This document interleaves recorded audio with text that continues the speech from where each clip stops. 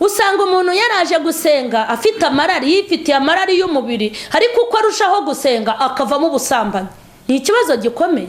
Ese mu masengesho niho dukwiye kugirira intege nke, cyangwa mu masengesho niho dukwiye kwambarira imbaraga? Amasengesho atumye uba ikibazo ku mugore wawe, amasengesho abangamiye uwo muturanye, amasengesho abangamiye wabo musengana, amasengesho ayibangamiye abakuyobora, amasengesho abangamiye abuyoboye. Ayo masengesho mwayasubiyemo, ibyo musenga ni ibiki murimo? Twahunze abapagani hanze batumereye nabi, none no mu rusengero twabasanzeyo.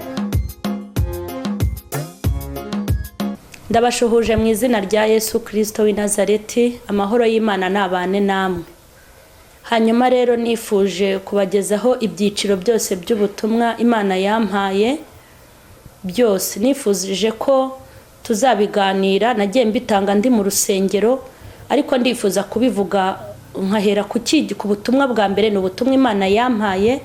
Nababwiye ko kuva nakizwa Imana yanyujuje umwuka wera muri 2004, nibwo yatangiye no kuntuma. Ubutumwa nzabagezaho ntago nabuherewe rimwe, nagiye mbuhabwa mu bihe no mu myaka itandukanye, kuko buri mwaka Imana irantuma. Nifuje rero guhera ku butumwa bubanza, hanyuma nkazakurikiza bwose nkabubagezaho mu buryo burambuye. Reka tubanze dusenge Imana. Nyakubahwa Imana, nyaguhora ku ngoma Uwiteka, ngushimiye iki gitondo cy'umugisha kandi cy'umumaro, iki gitondo uduhaye kwerezwamo n'ubutumwa n'ijambo, iki gitondo ukiduhanyemo n'imiryango n'igihugu n'itorero, ukiduhanyemo umugisha uturuka kuri wowe. Hanyuma umugisha ukomeye dufite nuko ukiduhanyemo n'ubu butumwa, kugira ngo abari bapfuye bazuke, kugira ngo abataye inzira bagaruke, kugira ngo abakabakaba barebe, kugira ngo abamugaye mu buryo bw'umwuka bigenze, kugira ngo abasunikwa bitwara ubwabo ku giti cyabo. Ubu butumwa rero ndasenze kugira ngo Mwami unyemerere cyane, ngiye kuba akanwa kawe, hanyuma uvugire muri nge, nanjye ndabyemeye. Hanyuma ndasengera ubu butumwa mu izina rya Yesu, kugira ngo bugende bwinjire mu bantu b'ibyiciro byose, abari mu Rwanda no mu mahanga, abakijijwe n'abatarakizwa. Abantu Mana baguhindukirire, hanyuma uza guca bugufi Mwami, ndakwinginze ngo umwumve, kandi umuntu uri bufate umwanzuro umuhindukirire. Ndagushimye ko dushyigikiye mu izina rya Yesu, amen. Nkuko nabibabwiye, mfite ubutumwa bwinshi ndifuza kububanyuriramo, ariko ndabaha ubutumwa nomero ya mbere nyine bwa mbere bubanza. Mfite ubutumwa bwitwa ngo kuki basenga ntibahinduke. Ibi bintu turimo bifite nyirabyo by'ubyitondera. Kuki bamenye isaha isoza amateraniro ntibamenye itangiza amateraniro. Kuki muhuguka mu byanyu mu by'Imana mukazana impamvu. Mukundane ku itegeko n'ibyangane ku mbaraga, uwo wanga ntaho uzamushyira.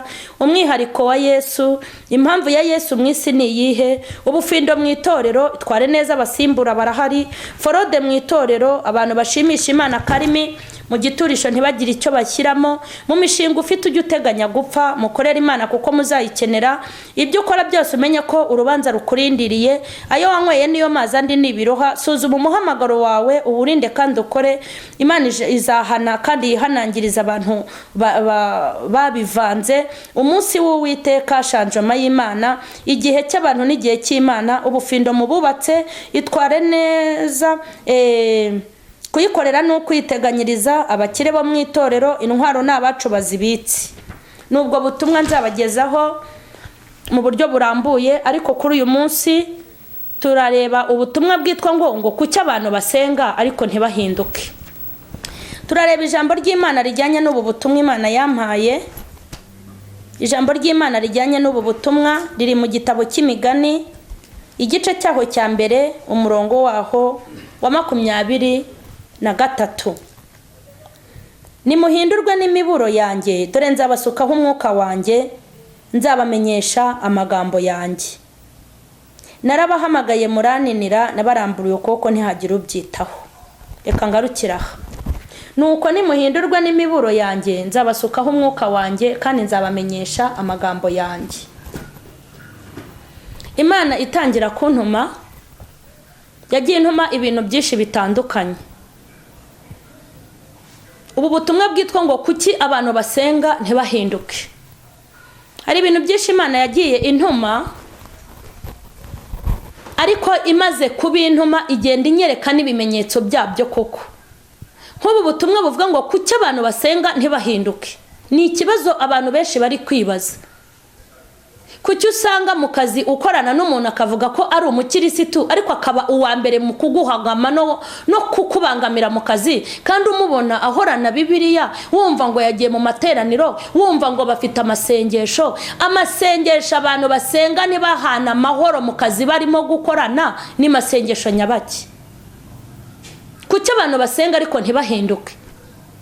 Kuki usanga mu rugo umugore n'umugabo bose ngo barasenga, kandi muri ya masengesho basenga ntihabonekemo guhinduka? Ugasanga umugabo ni mubi, ni umupagani, n'umugore ni umupagani, kandi bakaba mu mirimo itandukanye mu itorero, bakitwa abakozi b'Imana, rimwe na rimwe ngo ni abahanuzi, ubundi ngo ni abavugabutumwa, ukumva ngo ni abadiyakoni, ukumva ngo ni abanyamasengesho, ukumva ngo bafite amagurupe, ukumva ngo basenga ijoro n'amanywa, ukumva ngo bagiye Bugande gusenga ku musozi, ngo bagiye mu mazi. Kuki urugo ruzamo ambutiyaje kandi bose ari abanyamasengesho? Kuki abantu basenga ntibahinduke? Kuki usanga muri korari usanga basenga, ngaho korari yasenza y'itatu, ngaho korari ngo yasenza y'ibiri, ngaho korari ngo bafite amasengesho y'icyumweru, ngo bakoze igiterane cy'ububyutse, ibintu nk'ibyo by'amasengesho. Kuki basenga bakanahanganira mu makorari? Kuki basenga bakarebana y'ingwe? Kuki basenga bakangana? Kuki basenga bakaguma mu ntonganya no mu ntambara? Ubundi amasengesho mwasenze ko yari akwiye guhinduka y'amasengesho y'ubumwe n'ubwiyunge, ko yari akwiye kuba amasengesho yo gusabana imbabazi, ko musenga mugakomeza kurebana y'ingwe? Ubundi amasengesho mukora ni bwoko ki? Kuki basenga ntibahinduke? N'ubutumwa Imana yampaye. Imana ifite ikibazo. Ifite ikibazo cy'amasengesho menshi ari muri uru Rwanda, ifite ikibazo cy'amasengesho menshi ari mu muryango nyarwanda, ifite ikibazo cy'amasengesho menshi urubyiruko ruri gukora, ibiterane biri gukoreshwa hirya no hino, ariko nta musaruro w'imbuto biri gutanga, kuko bakomeje gukoza Imana isoni, kandi bitwa ngo ni abanyamasengesho, ngo barasenga, ngo barakijijwe. Usanga ku mudugudu nani nko mu rusengero runaka, usanga ibyiciro byose baba barimo barabyiganiraho gusenga, rimwe na rimwe hakabura, ngo kuko habaye hake. Kubera iki? Korari inkuru yasenze, korari ya kabiri yasenze, iya gatatu yasenze, nyobozi yasenze y'umudugudu, abagore basenze, n'abagabo nabo bazasenga, urubyiruko rwasenze, korari nibature yasenze. Ugasanga icyumweru cyose gishize urwo rusengero rwuzuyemo abanyamasengesho basenze, ariko hagira ikibazo kivuka, ugasanga bararwanye, ugasanga barahanganye, ugasanga bararebana y'ingwe, bagatangira kugambanirana, bagatangira kuryana. Ayo masengesho musenga arimo aramara iki? Ko nta kintu ari guhindura. Kuki musenga? Usengera iki se ahubwo? Ko umuntu asenga kugira ngo abane n'Imana neza, umuntu agasenga kugira ngo agire imbuto, umuntu ko asenga kugira ngo azane amahoro, aho kuzana amahoro ukazana intambara, umuntu ko asenga ngo abantu bahure, aho kugira ngo muhure ko mushwana, abantu ko basenga ngo bumvikane, aho kugira ngo mwumvikane mukaba murimo gutandukana, muri kwirema ibice, mufite ubutsiko n'ubugurupe, mufite ubugambanyi n'ubugome. Ayo musenga ajya he? Ni ikibazo. Ni ikibazo. Ugasanga umuntu yaje mu rusengero afite umujinya, aho kugira ngo atangeho umujinya washize, ahubwo agahita agira umuranduranzuzi. Ni ikibazo gikomeye. Usanga umuntu yaraje gusenga afite amarari, yifitiye amarari y'umubiri, ariko uko arushaho gusenga akavamo ubusambanyi. Ni ikibazo gikomeye. Ese mu masengesho niho dukwiye kugirira intege nke, cyangwa mu masengesho niho dukwiye kwambarira imbaraga? Mu masengesho se niho dukwiriye gucika intege, cyangwa niho dukwiye kugirira imbaraga? Mu masengesho se niho tuguye kugwiriza za kamere, cyangwa mu masengesho niho dutsindira kamere? amasengesho adahindura ibintu ku buzima bwawe, amasengesho atarakuvanye muri kamere ufite, amasengesho adatuma wera imbuto, amasengesho atumye uba ikibazo mu rugo ku mugabo wawe, amasengesho atumye uba ikibazo ku mugore wawe, amasengesho abangamiye uwo muturanye, amasengesho abangamiye abo musengana, amasengesho abangamiye abakuyobora, amasengesho abangamiye abo uyoboye. Ayo masengesho mwayasubiyemo, ibyo musenga ni ibiki murimo ko bibabaje Imana? Uzi ko uhura n'umuntu ngo uhura n'umuntu yari umusore yaritwaye neza abana n'Imana, ariko yajya kuba umugabo akiga kumuca inyuma kandi ari mu masengesho. Umuntu akabana n'umugabo we ari umukobwa yaritwaye neza Imana imuhamiriza, yamara kubona umugabo agatangira kwiga kumuca inyuma kandi ari umukobwa yaritondaga. Twahunze abapagani hanze batumereye nabi, none no mu rusengero twabasanzeyo. Abantu bavuye hanze barushye, none bageze no mu masengesho mu nzu y'Imana batangiye kuruha kubera abantu biyita ngo ni abanyamasengesho. Iryo ni zina wiswe ry'icyubahiro ry'uko uri umunyamasengesho, wagize isura isa n'amasengesho usenga. Hakanwa gasohokamwo amagambo yo kuvuga Imana, urebe ibindi bintu gakoresha. Urebe ibiganza usengera abantu, ubasengera ubarambitseho ibiganza, urebe ikintu ibiganza byawe bikora. Kuki musenga ntimuhinduke? Hari ibintu bitari bikwiye ku bantu basenga.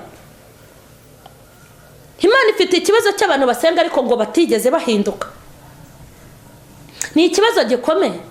Urebye umubare w'insengero uri muri iki gihugu, hari insengero nyinshi, ariko umusaruro w'icyo izo sengero zimaze ni mukeya.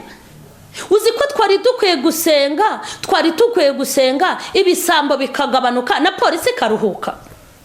Uzi ko twari dukwiye gusenga imanza ziri mu ngo z'abagore n'abagabo zikaba nkeya, ariko kugira ngo zibe nke ziri kwiyongera.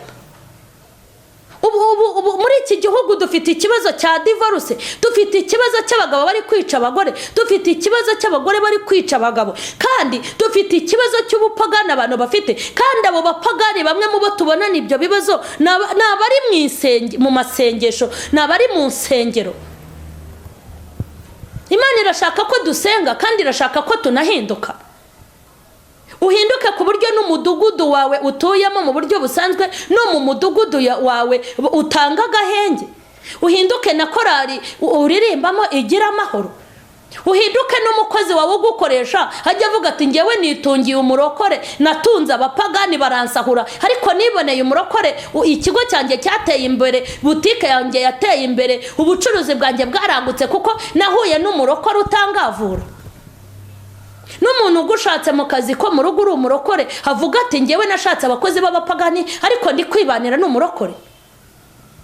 Ni aba basore bari kuza gushaka abakobwa mu nsengero ngo barashaka abakobwa b'abarokore, nakujyana sange koko wari umurokore. Uzi kugira ngo kuri umukobwa mu rusengero ugira ngo ni umukobwa mu rusengero, usange ni nk'umugore ubyaye 5 kandi ngo uba mu rusengero. Imana irambwira ngo mbwirira abantu banjye ngo kuki musenga ntimuhinduke. N'ubutumwa Imana yampaye nibwo yahereye. Kuki abantu basenga ntibahinduke? Imana rero yambwiye ikintu gituma abantu basenga ariko ntibahinduke, gitega amatwi. Ibyaha bituma abantu basenga ariko ntibahinduke, ikintu gituma abantu basenga ntibahinduke ngo ni ibyaha byitwa utuntu n'utundi tuba mu bantu. Abantu mufite utuntu n'utundi, bivuga ngo utuntu n'utundi mufite nitwo dutuma mudahinduka. Utuntu n'utundi uradusengana, ibyaha byitwa utuntu n'utundi urabiririmbana, ibyaha byitwa utuntu n'utundi udiyakono bifite, ibyaha byitwa utuntu n'utundi urahanura kandi ufite utuntu n'utundi, uvuga ubutumwa ufite utuntu n'utundi, uri umuyobozi runaka, uri umukozi w'Imana urazwi, ariko utuntu n'utundi usengana, ugasengana y'ibiri nitwo dutuma udahinduka. Utuntu n'utundi n'ibyaha byitwa utuntu n'utundi nitwa twaha duto, tumwe usuzugura, kugayana, gupinga, kudahugurwa ngo uce bugufi, kutumvira intumwa n'abahanuzi, kwirirwa unegurana mu iteraniro, twaha wise duto turiya twahusengana, turiya twanujyana mu mazi ngo urasengera mu mazi, turiya twahujyana mu misozi, turiya twahusengana iminsi ine ngo nturya ntunywe, ukadusengana udufite. Burya turiya twaha n'icyonnyi mu buryo bw'umwuka kiragenda kikona ubugingo bwawe, nta jambo ryakugeraho, mbese ndakubwiye ngo ni ikimungu. Bivuga ngo ntago kuvuga ko harimo abantu b'abarozi nibo abanyabyaha, ariko n'amagira amagambo y'uburozi namwe muri bo. Umuntu abaho ari umwicanyi nibyo ni umunyabyaha, ariko nawe amagambo yawe aguturuka mu kanwa ntaho ataniye n'ubwicanyi, kubera inkuru utahagazeho. Ntaho amagambo yawe agaragara nk'ubwicanyi. Uzi ko umuntu akwicisha amagambo, akakwicisha amagambo yakuvuze, akakuvuga akaguhimbira, akakuvuga akakugerekera, akavuga ukuntu yakubonye, akavuga ukuntu yakwifatiye kandi akubeshyera, akaguteranya n'abantu, agatanga ibimenyetso n'impamvu, ukica umuntu umwicishije amagambo neza agasigara angana n'uru rutoki kubera amagambo yawe. Nubwo utari umwicanyi, ntube umurozi, ntube umugambanyi, ariko ako karimi ufite, ako karimi kawe gateranya abantu bibaniye neza, ako karimi kawe kagera muri korari bagashwana, ako karimi kawe ujyana muri nyobozi bakarebana nabi, ako karimi kawe ugira mu kazi ugateranya bose n'abakoresha, ako karimi kawe kameze nk'inkota icyayi, nawe Imana izakaguhora. Ako karimi kawe niko gatuma udatera imbere. Hari abantu bafite ibyaha byinshi bakora kandi bizera barabyejeje, bazi ko ngo nta kibazo. Mu byaha byitwa utuntu n'utundi Imana yasobanuriye, hari utuntu n'utundi ukorera mu rusengero. Ukorera mu rusengero ukahavana umwaku aho kugira ngo utahane umugisha. Nawe se wicaye mu rusengero ugiye gutangira gukontorora ibyo mu rusengero. Reka nkubwire, naho waba uri umuyobozi w'urusengero, naho waba ushinzwe kugira ibyo ukontorora, buryo ujye ukontorora ugarukire hafi, kuko aho utageze Imana irahageze. Kandi ibyo utabasha kureba Imana irabireba, kandi ibyo utabasha gusobanukirwa Imana irabisobanukiwe. Bivuga ngo ikintu bita inzu y'Imana ujye uyubaha. Icyambere mu nzu y'Imana habamo umwuka w'Imana ukontorora ibibera mu iteraniro, habamo abamarayika b'Imana iba yohereje ngo bakontorora amateraniro. Hari ibyaha byitwa utuntu n'utundi ukorera mu rusengero, winjiranye icyaha kimwe ugasohoka mu rusengero ufata ibyaha 10. Reka ngo urugero, hari ukuntu umuntu yinjira nko mu rusengero, akinjira mu rusengero akicara, agahita atangira kureba ukuntu intebe ziri mu rusengero atarizo, ntazigaye kugira ngo agure izindi, arabagaye gusa, arabagaye, arabasuzuguye, akicara. Ariko nkuriya wayoboye kweri, nkuriya muntu bamuhera iki kuyobora amateraniro? Njyewe ntago njya mwiyumvamo. Ubwo uzi ikintu ukoze ni ibyaha byitwa utuntu n'utundi, hakaza umwigisha. Ariko kweri nk'umuntu watumiye uyu mwigisha, yamutumiraga agira ngo atubwire iki? Nko kwirirwa badutumirira abantu nk'aba. Ibyo ni ibyaha byitwa utuntu n'utundi. Umuntu umeze gutyo ntabwo ataha yakize, ataha yarushijeho gupfa. Ukicara, ariko nk'iriya korari ko kwiririmbye gute?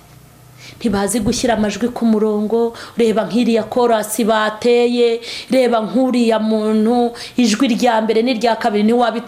Okererwa ugaye ibintu byo mu nzu y'Imana, kumbura kwikururira utuntu n'utundi. Uri butahe ntacyo fashe. Hakajyaho umwigisha, ariko ibintu bakoze sibyo. Kuki bashyizeho ijambo rirambuye? Kuki batabanjije irifungura? Ubundi se kubanza iri fungura n'irirambuye wabisomye he ko ari itegeko cyangwa ari ngombwa? Umva utwo tuntu wicaranye mu rusengero nitwo turi gutuma utazahinduka. Ugasanga ariko nkuriya kweri, nkuriya bamugiriraga iki pasiteri? Bari babuze undi babuha ubupasiteri. Umva nawe, ese ubwo urumva winjiye mu kazi kawe urajya kugaya abantu ngo babahaye ubupasiteri, ngo babaye abapasiteri mu ruhe rwego? Ni wowe ushinzwe kwangaja abakozi b'Imana, wowe urabishinzwe. Birakureba se? Nimba umuntu ari umupasiteri ukabona wenda ameze nk'uko udashaka, ubundi se ni ngombwa ngo abeho uko umushaka wamuhaye akazi? Ubwo se urumva udatandukiriye koko? imana yamwimitse ifite icyo yamwimikiye. Ugasanga umuntu aricaye, ntuza ndamwemera, iyo twigishije ndamwemera, bajye batumira. Reka rero nkubwire, nugera mu nzu y'Imana ujye ufashwa ubundi wicecekere. Turiya tuntu twose mwirirwa mugenzura mu iteraniro, mwirirwa mukontorora, murimo kunenga, murimo muragaya, ririya jambo avuze ntiyarakwiye kurivuga. Wowe ubuza umuntu gute kuvuga? Uri umwuka wera. Urabwira umuntu ngo ijambo yaravuze ntako yarakwiye kurivuga? Uri umwuka wera ukorera mu bantu, uri marayika ukontorora ibivugwa n'ibitavugwa. Ni gute ubwira umuntu ngo ntiyarakwiye kurivuga? Ese ibintu umwuka yapanze kugaburira abantu urabizi? Ibikwiriye n'ibidakwiriye mu iteraniro ry'Imana urabizi? Hanyuma ubunagi wamwicaranye bw'ibyaha byitwa utuntu n'utundi, dore nibyo bibarimbuje, nibyo bizatuma mutajya mu ijuru, nibyo bituma mwiyita abantu bazima kandi mwarapfuye kubera kunenga no kugaya, kandi mukinjira no mu kazi k'Imana. Wowe urinjirira Imana mu kazi. Imana iza abakozi yahamagaye, kandi muri abo bakozi iza abo yatumye n'abitatumye, kandi abo wemera wasanga itabemera, kandi abo utemera wasanga ibemera. Hanyuma rero ndumva nakubwira ngo ukire ibyaha byitwa utuntu n'utundi, ujye ubasha gukontorora ibyawe wahawe gukontorora uba ari byo ukora, ariko ureke ibindi bitakureba kugira ngo bidakururira umuvumo ubugingo bwawe. Ibi byaha rero byitwa utuntu n'utundi, ibi byaha byitwa utuntu n'utundi ni ibyaha bitumye abantu badakira. Wakira utese? Nimba umuntu yigishije amagambo 10, uravuze ngo rwose ibi ndabyemera, ibi simbyemera. Ese ibyo wemera ubyemereye iki? Ibyo utemera ni iki gitumye utabyemera? None se ubundi tuvuge ko ubundi ntabwo ari ngombwa ko umwigisha ibintu byose yigishije ufashwa. N'umwigisha ashobora kurangiza kwigisha udafashijwe, ariko nimba utafashijwe hari abafashijwe. Bivuga ngo ibyo utemera hari ababyemera, kandi uwo utemera hari abamwemera, uwo udashaka hari abamushaka. Hanyuma rero bivugira mu mutima wawe nabibone, ariko wibyatura ngo usohoke no mu rusengero uvuga nge sinafashijwe, nge rwose sinigeze fashwa.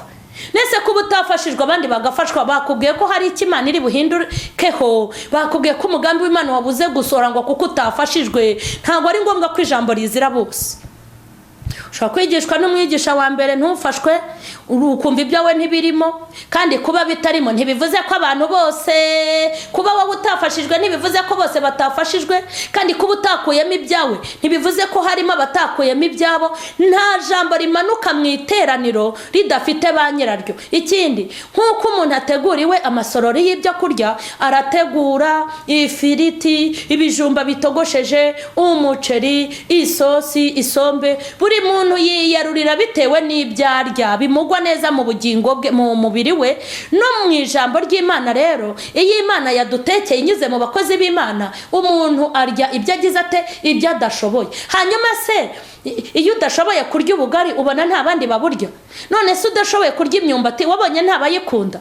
None se kudakunda inyama wikundira amafi, ni hari abandi bikundira amafi badakunda inyama? Ibiryo rero udashaka harimo ababishaka, kandi wibabuza kubirya. Dore rero izo ndwara nizo zica ubugingo. Ugasanga wirirwa usenga umunsi, wiriwe mu materaniro ugayana, Imana ikwandikiye 0, uzakamere winjiranye urazitahanye kuko ntiwifuje gukira, kuko ntago wari gukira ngo ukirire muri uwo mutima umeze gutyo.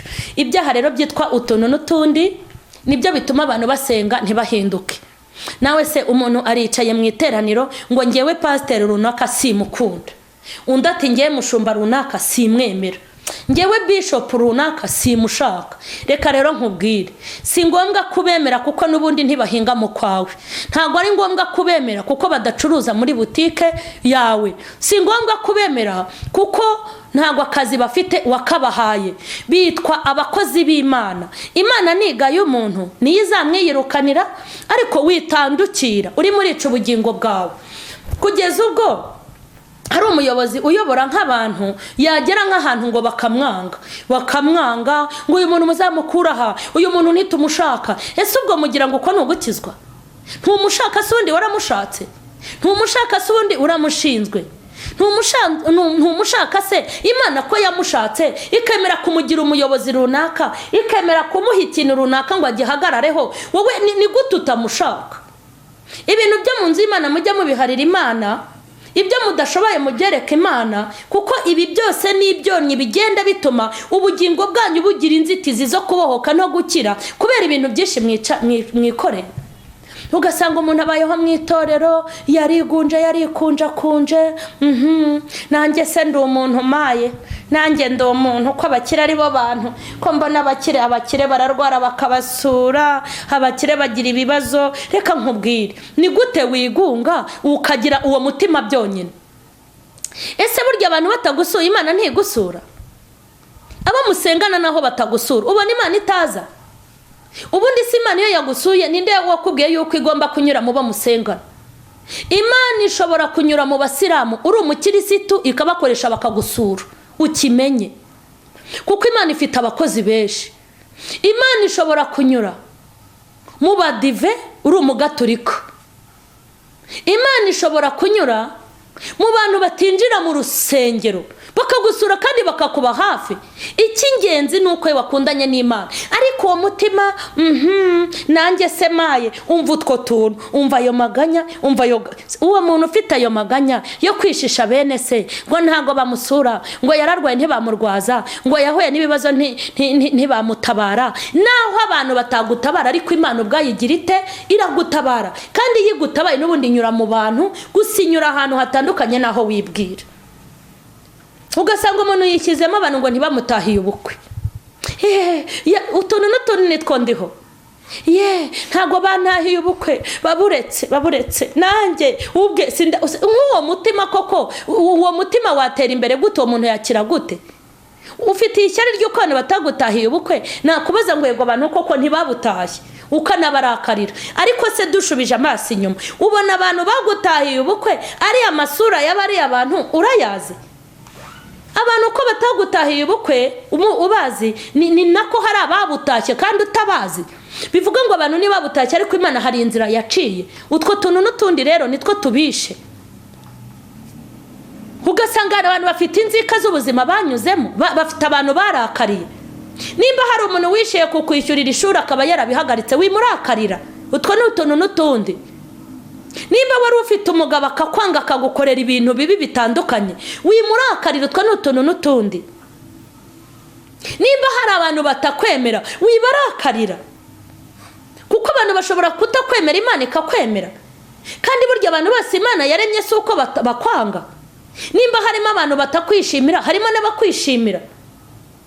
Bishatse kuvuga ngo abatakwishimira nta cyaha yego wabakoreye, ariko n'abakwishimira ntago wabibaguririye, ntago wabahaye amafaranga ngo bakwishimire. Njye ntanga urugero nkavuga ngo kuba narikodeshereje inzu yo kubamo nkirera ndi umwana mutoya, ntago nzashyira urubanza ku babyeyi bambye no ku bavandimwe banjye. Mbivuga nk'utanga ubuhamya ko ntawe narakariye, kuko Imana yaremye ijuru n'isi, yampangiye uko nzavuka nuko nzabaho. Nta muvandimwe wanjye wari kurogoya gahunda y'Uwiteka. Imana yari yarubatse ubuzima nzanyuramo, nagombaga kubucamo. Ni nayo mpamvu nta muntu nkwiye kugirana nawe ikibazo ngo nashonje bahaze. Yego nashonje bahaze kuko ari Imana yabyemeye. Utuntu n'utundi dore n'utwo twaha utwo. Ugasanga umuntu aricaye ngo njye abantu baranyanga, abantu barakwanga rwose kandi baguhora ubusa, ariko umenye ko hari n'abagukunda ntacyo wabahaye. Nk'ubuse hari ukuntu abantu bajya bantuka, ugasanga ntanze nk'icyigisho bakanuka, umuntu akohereza nk'urututsi rwose nkarureba, ariko nareba rwa rututsi yanyoherereje hepfo nkahasanga abantu benshi cyane bambwiye batigumamo, komera mukozi w'Imana, imbaraga n'amavuta, tuzajya tugutera inkunga, turagushyigikiye, tuzajya tugusengera. Hanyuma ibyo bitutsi by'aba bantu ni gute nabyubakaho nta nesheje agaciro amajwi yandi, amajwi y'abankunda? Kandi si ngombwa ko abantu bose bagukunda banakwemera nturuta Yesu. Ibyaha byitwa utuntu n'utundi nibyo bituma abantu basenga rero ntibahinduke. Tega amatwi rero wumva ibintu bituma usenga udahinduka. Ujya gusenga ariko ntuhinduke, kuko hari ibyaha ujyana gusenga. uzinjira mu iteraniro ufitanye na misiyo n'umuntu yo gusambana nawe, uzajya mu rusengero ubeshye ngo si ugiye, ese ugiye he? Hari aho ngiye, kandi ugiye mu rusengero cyangwa ugiye no mu bindi, ugomba kujya gusenga ushaka guhinduka, kandi ukagira ibyo wiyambura kugira ngo urusheho gusenga. Hanyuma iyo ugiye gusenga ujyanye ibyo mu Egiputa byose, ntabwo ushobora guhinduka. Ndashaka gusoza ubu butumwa mbabwira ikintu kimwe kugira ngo mukomere inshuti z'umusaraba. Burya uwakwanze ntacyo yaguhombeje, kandi uwagukunze ntacyo yakunguye. Iyakugiriye umumaro niyahabaye, imwe yavuze ngo ubeho ukabaho. Ubwo nshatse kukubwira ngo va ku giti dore umuntu, ndakubwira ngo reka abantu dore Imana. Va ku bantu dore Imana. Uwagukunze ntacyo yakunguye, n'uwakwanze ntacyo yaguhombeje. Bishatse kuvuga iki? Nuba n'abantu bagukunda, ukabona abantu bagukomera mu mashyi, ujye uvuga ngo ni ukubera Imana. Ikindi, nuba n'umuntu akuguriye igitenge akakizana akakiguhereza, ujye ubanza uramburira ibiganza Uwiteka, umubwire ngo ndagushimiye ko ukoresheje uyu muntu. Bivuga ngo Imana iyo idakora ntabwo yari gukora. Nuba n'umuntu aguhaye kontaki akakubwira ati iyi modoka yakire mukozi w'Imana, ntukirirwe uvuga ngo uyu muntu ni igitangaza. Yiha icyubahiro, uyibwire ngo wite uyu muntu ni wowe umunyuzemo. Umubwire uwo muntu uti Imana iguha umugisha, ariko wimutindaho si we wabikoze, ni imbaraga z'Uwiteka zamuteye. Nuba n'umuntu akubwiye ngo ngiye kukwishyurira kaminuza uzayirangize, zamura ibiganza hejuru, ubwire Uwiteka uti Uwiteka nkuramburiye ibiganza kubw'ikintu nkoreye, kuko Imana niyo yakoresheje wa muntu. Nuba n'umuntu agushakiye akazi bigakunda, ujye uha Imana icyubahiro, burya niyo iba yamukoreye. Icyo ngicyo kimenye. Kandi nuba n'umuntu ari kukugaburira warashonje ukarya, umenya ngo ni Imana yamunyuzemo. Ikikubwira ko ari Imana rero, ya myaka yose wari ufite ubukene nta bakire bari bahari. Nimba ari abantu, mbabarira umbwire, igihe abana bawe bavaga mu ishuri batari kwiga, wabuze minerivare, ntabwo ababo bigaga, ndetse ntabwo bari bafite amafaranga ku makonte menshi, ntibari kwishyurira abawe. Hanyuma se kuvuga ngo barimo barakugaburira, mbere yuko bakugaburira ushonje, ugira ngo amafaranga yo kukugaburira ntibari bayafite, kuki batari barabikoze? Bishatse kuvuga ngo Imana yashatse kukwereka itandukanyirizo ryayo n'abantu. Ibyo abantu bari kugukorera n'Imana uri kubakoresha, wibaho umwanya munini ngo wumve ko ari bo. Ni Imana yabikoze, ariko ntibakabure kugirirwa neza n'Imana, kandi ntibakabure kongererwa n'Imana, kuko bagukoreyeho umugisha, ariko Imana niyo yabategetse. Ikindi, ndashaka kukubwira ngo bohoke ku bantu. Nimaze kukubwira ngo wakukunze ntacyo yakunguye, kandi n'uwakwanze ntacyo yaguhombeje. Nimvuga ngo wakwanze ntacyo yaguhombeje, wirakara. Iyo ndeba ubuzima nanyuzemo bwo kuba umuyaya, nkabona ubuzima nanyuzemo bwo kwikodeshereza inzu yo kubamo, nkabona ubuzima nanyuzemo bwo gukubitwa no kurara hanze, aha ngeze sanga ubuzima nanyuzemo n'abagiye bambangamira ntago njya mbatindaho. Kubera iki? Wakwanze ntacyo yaguhombeje. Iyo umuntu akwirukanishije mu kazi ntacyo abaguhombesheje, kuko arakakwirukanisha Imana ikaguha kandi. Bivuga ngo wimugirira inzika, wakavuyeho ariko wabonye kandi. Umuntu ashobora kukurwanya akakwicira ubukwe bugapfa.